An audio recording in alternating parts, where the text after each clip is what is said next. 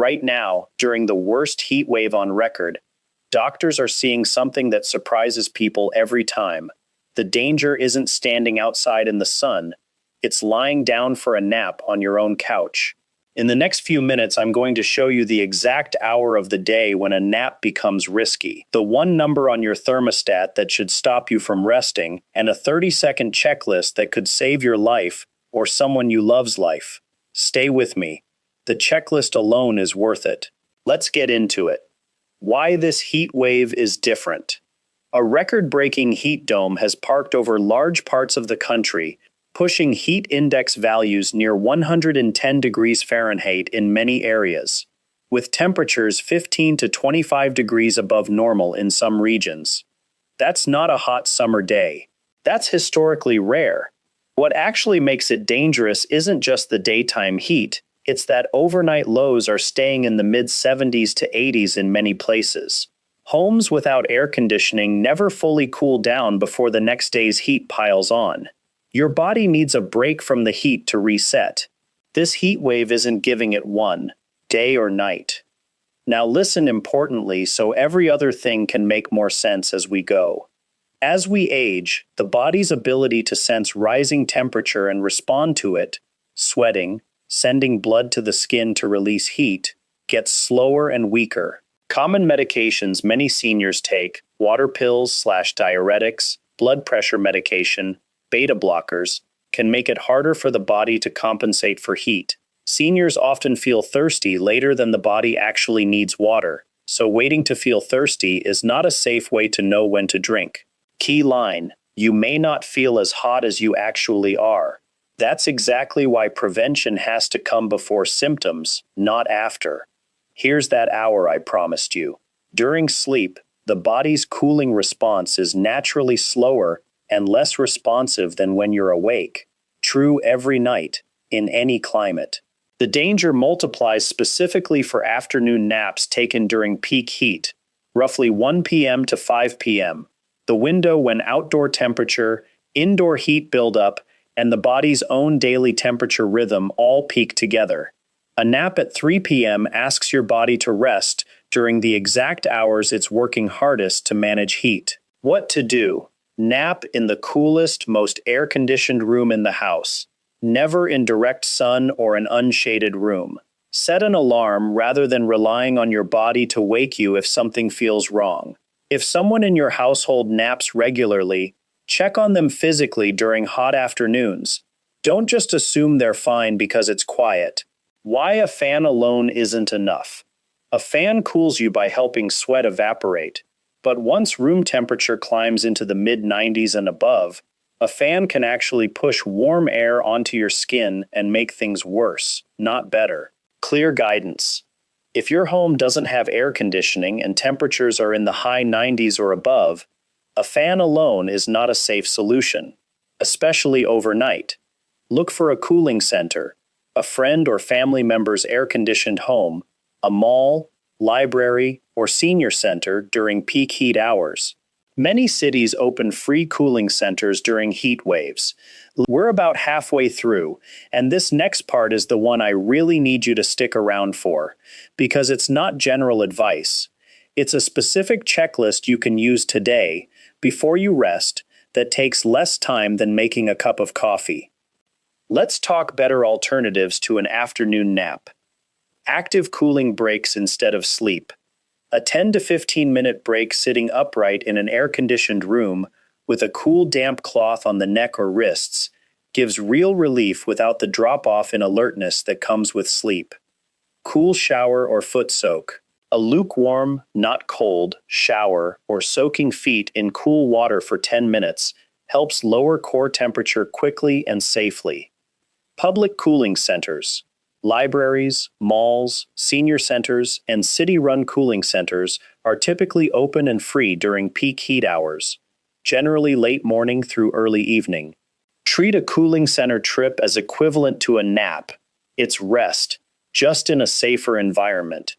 If a nap truly can't be avoided, keep it short, under 30 minutes, in the coolest air-conditioned room available, with a phone alarm set, and ideally, another person aware that you're resting. The 30-second checklist. Here's that number, and here's the checklist I told you about at the very start.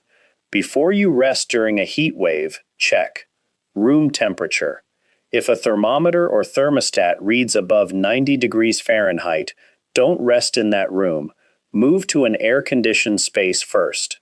Above 80 degrees Fahrenheit, use caution and check in more frequently. This is the one number. 90 degrees Fahrenheit is your line. Next, hydration status. A simple self-check. Urine should be pale yellow, not dark. If it's dark, drink water before resting, not after. Then, how you're feeling right now. Any dizziness, headache, nausea, or unusual fatigue means it's not yet safe to rest unmonitored. Cool down actively first, and consider having someone check on you afterward. Also, water within reach. Always have water at your bedside or resting spot. Don't rely on getting up for it later. Lastly, a way to be reached. Phone charged, ringer on, ideally within arm's reach. Think of this like checking your smoke detector. It takes 30 seconds, and it's the difference between a safe rest and a dangerous one. Warning signs. What to watch for and what to do. If you or someone else shows signs of heat exhaustion, it's important to act quickly to prevent it from progressing to heat stroke, which is a medical emergency. 1. Move to a cooler place immediately. Go indoors if possible, preferably in an air-conditioned room. If that's not available, find a shady, well-ventilated area. 2. Loosen or remove extra clothing. Take off jackets, hats, or unnecessary layers. Wear light, loose-fitting clothing if available. 3. Cool the body.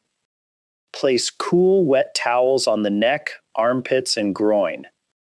Spray or sponge the skin with cool, not ice-cold water. Fan the person to help evaporation cool the body. If possible, take a cool shower or bath. 4. Drink fluids. Sip cool water slowly.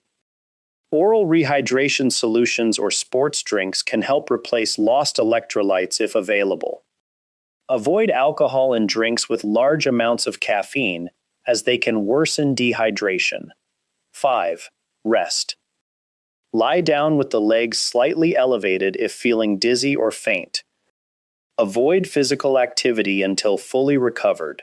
Common signs of heat exhaustion. Heavy sweating. Cool, pale, clammy skin. Muscle cramps. Weakness or fatigue.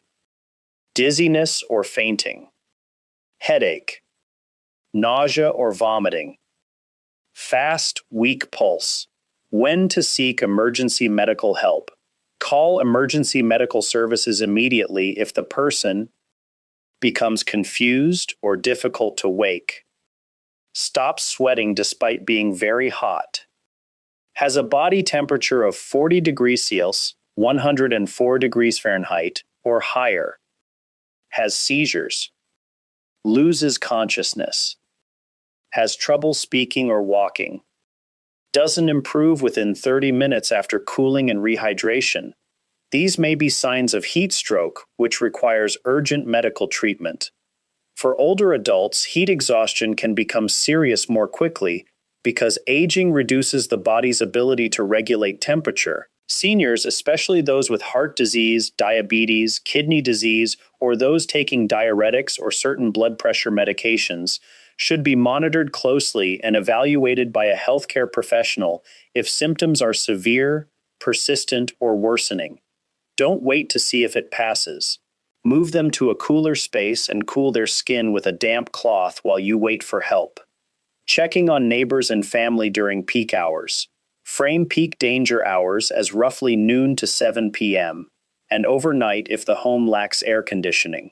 Identify who's vulnerable. Anyone living alone over 65 with heart-lung conditions or without air conditioning. Set a check-in schedule, not a one-time call. One check during peak afternoon heat, one in the evening. A call, text, or knock is enough. Ask specific questions, not just, "Are you okay?" "Is your AC working?" Have you had water in the last couple hours? What's the temperature in your home right now? Agree on a signal in advance. No response within an hour or two means someone goes to check in person or calls a family member/neighbor who can. Know before you need it, the nearest cooling center, and the non-emergency number for a local wellness check. The people most at risk in a heat wave are often the ones least likely to ask for help. A 2-minute check-in can be the thing that catches a problem early enough to matter. A simple daily checklist for hot days. Check in with a neighbor, friend, or family member once a day during a heat wave. Drink water on a schedule, not just when thirsty. Stay in air-conditioned spaces during peak heat, 1 p.m. tam 5 p.m. Avoid relying on fans alone once indoor temps pass the mid-90s. Know where your nearest cooling center is before you need it. Keep a phone charged and nearby, especially overnight. Before resting, check room temp under 90 degrees Fahrenheit, hydration, and how you feel. Screenshot the list and keep it handy. This heat wave is historic, but the steps to stay safe through it are simple. Check on the people you love. Take the warning signs seriously. And if something feels wrong, don't wait it out, get help. If this helped you, please subscribe to our channel so you don't miss out on insightful research-based videos. The most useful thing you can do right now is send this video to the one person in your life who naps every afternoon. Stay cool, and I'll see you in the next video.